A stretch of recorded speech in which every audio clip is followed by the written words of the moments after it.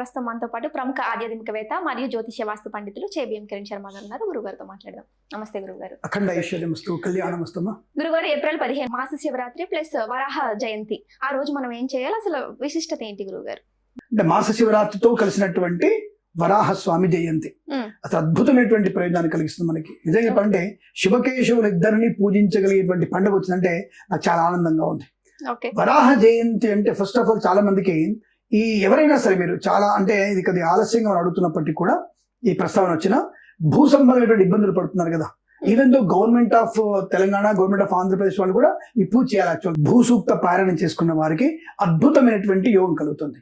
ఈ రోజున విశేషం ఏంటంటే హిరణ్యాక్షుడిని అంటే భూమిని ఎత్తుకుపోతాడు హిరణ్యాక్షుడు. భూగోళాన్ని ఎత్తుకుపోతాడు వాడు. భూగోళాన్ని ఎత్తుకుపోయినంటే ఎక్కడ ఉంటాడు వాడు ఆలోచించండి. మనొకప్పుడు అనుకున్నాం భూమిపైన ఇంకేముంటాయి అని చెప్పేసి అనుకునేటువంటి వాళ్ళు భూమిని ఎత్తుకువెళ్ళి పాతాళంలో పెడతాడు, అంటే నీళ్ళలో లోపల పెట్టేస్తాడు. అటువంటి వాడు ఇక్కడ స్వామి వారు ఆ హిరణ్యాక్షుడి నుంచి తన యొక్క పంది అవతారం ఎత్తి అంటే వరాహస్వామి రూపంలో లోపలికి వెళ్ళి తన యొక్క కొమ్ముల చేత పైకి తీసుకొచ్చేస్తాడు. అంటే ఆ అమ్మవారిని భూదేవతని పైకి తీసుకొస్తాడు. అంటే ఇక్కడ అర్థం ఏమిటి? భూమిని రక్షించిన వాడు వరాహస్వామి. అటువంటి వరాహస్వామిని ఈరోజు ఎవరైతే పూజిస్తారో అద్భుతమైనటువంటి మీకున్నటువంటి అనేక రకాల సమస్యలన్నీ తొలగిపోతాయని అర్థం.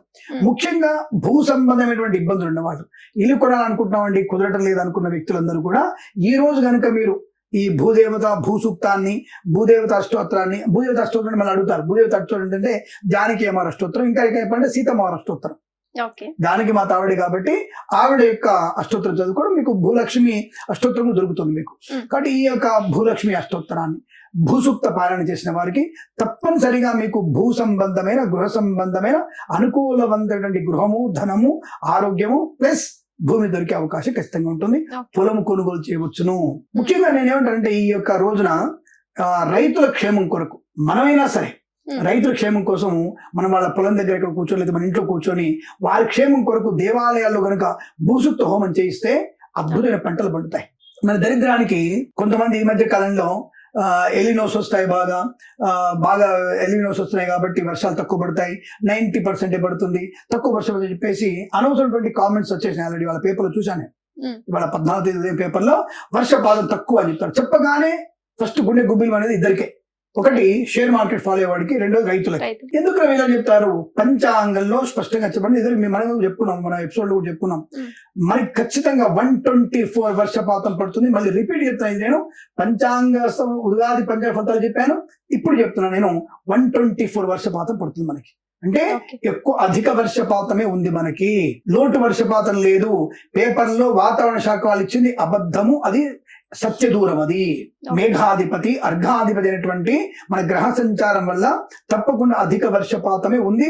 జూన్ 27 నుంచి మంచి వర్షాలు పడతాయి మనకి. లోపలికి పడవు. 27 నుంచి మీకు వర్షాలు స్టార్ట్ అవుతాయి.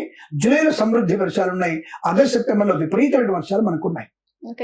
పంచాంగంలో ఉన్నది ఉన్నట్టు ఖచ్చితంగా జరుగుతుందంటారా? కొంచెం అలా తేడా ఉంటాయి కదా. ఒక్కొక్కరు ఒక రకంగా రాస్తారు, ఒక్కొక్కరికి ఒక పద్ధతి ఉంటుంది. ఇప్పుడు రాజునే మార్చేస్తారు వాళ్ళు. నాది దృక్ సిద్ధాంతం ఉంటాడు, ఒక ఆయన సూర్య సిద్ధాంతం ఉంటాడు, ఒక ఆయన చాంద్రమాన సిద్ధాంతం, ఒక పూర్వ పద్ధతి, ఒక ఇంకో పద్ధతి. రాజులే మార్చేస్తారు. రాజు మారిపోతాడు, మంత్రులు మారిపోతారు, నవనాయకులు ఒక్కొక్కరు మారిపోయారు. అదే అంటున్నా, మన దౌర్భాగ్యం అది. మన సనాధర్మానికి విచ్ఛిన్నం కలిగేటువంటి వ్యక్తులు చాలా మంది అయిపోయారు. కాబట్టి ఆ దరిద్రంతో ఉంది. బట్ అసలైనటువంటి ప్రాక్టికల్ గా నేను చెప్తున్నది నవనాయక ఫలితం అనేది మనకి ఖచ్చితంగా మీరు ఇదివరకు ఆంధ్రపత్రిక పంచాంగం ద్వారా వచ్చినటువంటి పంచాంగాన్ని ఫాలో అవ్వండి. దాని ప్రకారం భారతదేశం యొక్క అనుమతి పొందినది, భారతదేశం యొక్క మొత్తం కలిపి అందరు కలిపి ఎన్నుకున్న పంచాంగం ఆంధ్రపత్రిక పాతకాలం వచ్చిన పంచాంగమే. ఆ పంచాంగాన్ని ఫాలో అవ్వాలి మనం, ఇది గుర్తుపెట్టుకోండి. దాని ప్రకారంగా తప్పకుండా మనకి మంచి సమృద్ధి వర్షాలు ఉన్నాయి. ఇలా మనం ఈ రైతుల కోసం ఈ వరాహ జయంతి రోజున రైతుల కోసం మనం ఇంత చిన్న భూసూక్త హోమం చేసినా ఆ పంటలు బ్రహ్మాండంగా పండుతాయి.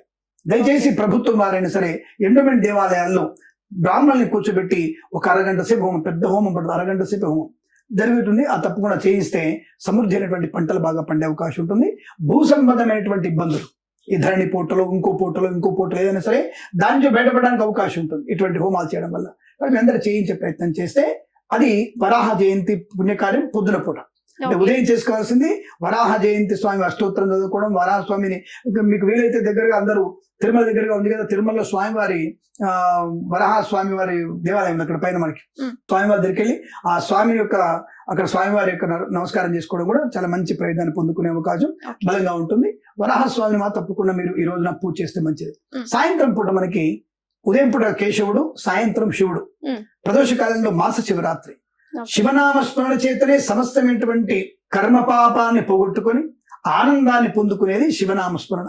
అటువంటి శివనామస్మరణి సాయంత్రం చేసిన వాడికి పొద్దున్న కేశవనామము, వరాహస్వామిని పూజించడం, సాయంకాల ప్రదోష కాలంలో పార్థివలింగం పుట్టమనితో అవి స్వామివారు తయారు చేసుకొని అభిషేకం చేసిన వారికి అద్భుతమైనటువంటి ఆర్థిక లాభం ఉంటుంది. ఓకే గురుగారు, మరి ఈ భూషుక్త హోమం ఎప్పుడు చేయాలంటారంటే? ఉదయం పూట బ్రహ్మాండంగా ఉదయం పూట భూషుక్త హోమం మీరు ఉదయం చేసుకోవడం అత్యుత్తమ ఫలితాన్ని ఇస్తాం. అంటే తెల్లవారుజామున మీకు వీలు చేసుకోవడం, లేదంటే తెల్లవారు సరే ఉదయం మొత్తం కూడా మనకి 11 గంటల వరకు మీరు ఈ వరాహస్వామి స్నానం ధ్యానం చేసుకుంటూ ఆ స్వామివారిని కనుక మన అర్చన అభిషేకం హోమం చేసిన వారికి అద్భుతమైనటువంటి భూలాభాలు ఉంటాయి. సాయంత్రం పూట శివారాధన, శివుణ్ణి బాగా అభిషేకం చేసుకోవడం, స్వామివారిని పూజించడం, వీలైతే సాయంత్రం ప్రదోష కాలంలో రుద్రహోమం చేసుకున్న వారికి అద్భుతమైనటువంటి యోగం. పొద్దున్నే స్వామివారికి భూసుక్తోమం, సాయంకాల సమయం కల్లా మనకి స్వామివారికి రుద్రహోమం చేసుకున్న వారికి ఐశ్వర్యం బ్రహ్మాండంగా ఉంటుంది.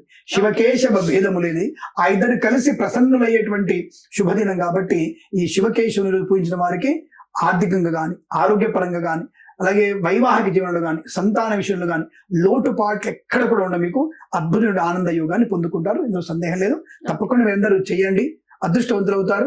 ముఖ్యంగా ఈ కుజరాశి అయినటువంటి మేషము, వృశ్చిక రాశి వారికి, ఆ తర్వాత శని రాశి అయినటువంటి మకర కుంభరాశుల వారికి, అలాగే సింహరాశి వారికి కొంత ఈ హోమాలు, రుద్రహోమం కానీ ఈ యొక్క హోమాలు కానీ శని పీడా పరిహారం కలిగి, కుజగ్రహ పీడా పరిహారం కలిగి భూలాభాన్ని, ఆరోగ్య లాభాన్ని, ఐశ్వర్యాన్ని పొందుకునే అవకాశం ఉంటుంది. కాబట్టి మేష, వృశ్చిక, సింహ, మకర కుంభరాశి వారు తప్పకుండా చేయించుకోవడం విశేషమైనటువంటి ప్రయోజనాన్ని పొందుకోవచ్చని చెప్పబడుతోంది. శుభమస్తు. ఓకే గురుగారు, ధన్యవాదాలు. శుభం.